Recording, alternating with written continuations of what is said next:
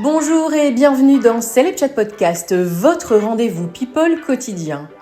Aujourd'hui, un épisode dense entre coulisses médiatiques, tensions politiques sur les plateaux télé et une affaire américaine aussi troublante qu'inattendue.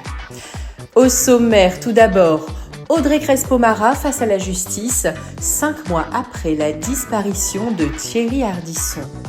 Et puis Jordan Bardella de Quelle époque à LCI puis chez Hanouna, retour sur une séquence télé qui continue de faire des vagues.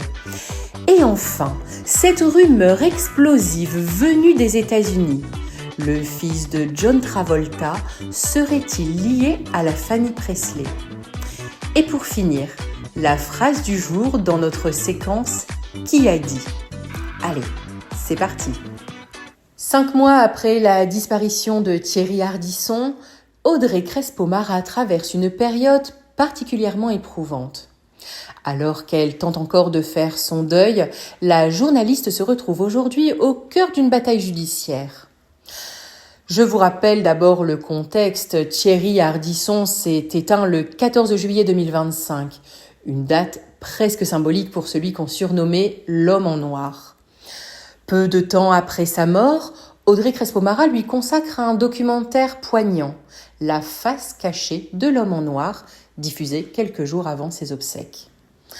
Dans ce film, elle retasse les derniers mois de la vie de son mari, révélant un long combat, silencieux aussi, contre la maladie, un cancer du foie, diagnostiqué dès 2012, que Thierry Ardisson a longtemps affronté sans jamais se plaindre publiquement.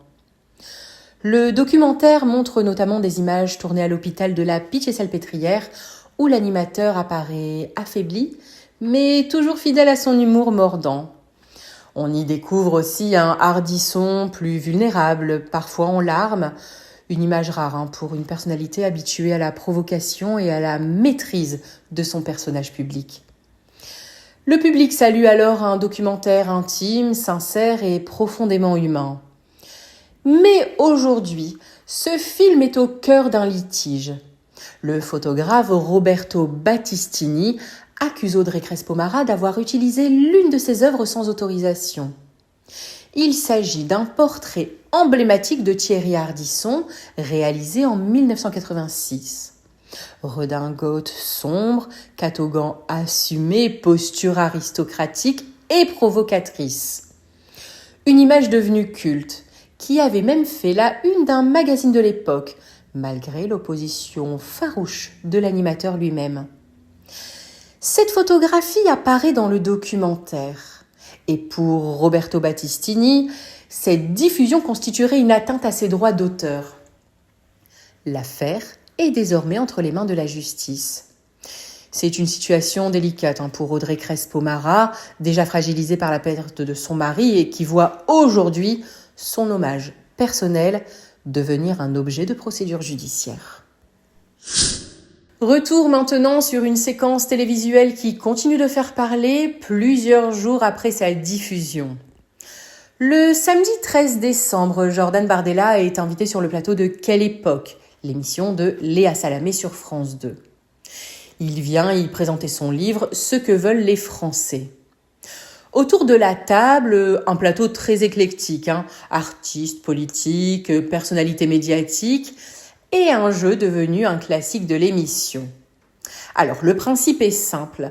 Des photos de personnalités défilent et l'invité doit répondre à une question directe. Vous lui diriez quoi si vous l'aviez en face ? Lorsque les images d'Emmanuel Macron, de Nicolas Sarkozy ou encore de Donald Trump apparaissent, Jordan Bardella évoque à plusieurs reprises leur énergie, leur endurance politique. Une répétition qui ne passe pas inaperçue. Léa Salamé le fait remarquer d'ailleurs, et Roselyne Bachelot ironise, parlant de cirage de pompe. Jordan Bardella se défend, la tension monte et la séquence devient virale. Quelques jours plus tard, invité sur LCI face à Darius Rochepin, le président du Rassemblement national revient sur cet épisode. Il dénonce un traitement qu'il juge biaisé, évoquant un montage orienté et un climat de moquerie sur un plateau du service public. Selon lui, Le fond de ses arguments aurait été éclipsé au profit d'une séquence de divertissement. Il assume néanmoins sa position, expliquant que ce type de critique serait aussi, selon lui, le revers d'une forte exposition politique et médiatique. Mais l'affaire ne s'arrête pas là. Le 18 décembre, le sujet est repris dans Tout beau tout neuf sur W9. Cyril Hanouna et ses chroniqueurs interrogent ouvertement la neutralité de Léa Salamé. Le débat s'élargit à la question du service public, des liens personnels et de l'impartialité journalistique. Mathieu Delormeau se montre particulièrement sévère, estimant percevoir une hostilité manifeste envers Jordan Bardella. Cyril Hanouna, lui, tempère, rappelant son estime pour Léa Salamé et soulignant l'influence du contexte et de l'entourage de plateau. Bon, résultat, une séquence télé devient une polémique nationale, alimentant débats politiques, médiatiques et réseaux sociaux. Preuve, une fois encore, de la porosité entre information, divertissement et opinion. Direction maintenant les États-Unis pour une affaire digne d'un scénario hollywoodien. Selon des documents judiciaires consultés par le magazine People, Benjamin, le plus jeune fils de John Travolta et de son épouse Kelly Preston, pourrait être né grâce à un don d'ovule provenant de Riley Keough, la petite fille d'Elvis Presley. Cette information surgit dans le cadre d'un conflit judiciaire opposant Priscilla Presley à d'anciens collaborateurs. Une nouvelle plainte évoque un possible accord entre les familles Travolta et Presley, remontant à plusieurs années. Après la mort tragique de leur fils Jet en 2009, John Travolta et Kelly Preston auraient cherché à avoir un autre enfant. Toujours selon ces documents, ils se seraient tournés vers la famille Presley pour un don d'ovule. Riley Keough, fille de Lisa Marie Presley, aurait alors accepté. Toujours selon ces allégations, cet accord aurait impliqué une compensation financière et matérielle, évoquant notamment une voiture de collection et une somme comprise entre 10 000 et 20 000 dollars. Bon, à ce stade, aucune confirmation officielle. John Travolta n'a pas réagi publiquement, Riley Keough non plus. En revanche, Priscilla Presley a fermement démenti ces accusations par la voix de ses avocats, dénonçant des manœuvres destinées à faire pression dans un dossier judiciaire déjà très conflictuel. Une histoire trouble, sensible, et qui rappelle à quel point les héritages familiaux peuvent devenir explosifs lorsqu'ils se mêlent à des enjeux financiers et médiatiques. Et tout de suite, notre séquence « Qui a dit ?» Qui a dit « Elles n'ont tué personne ?»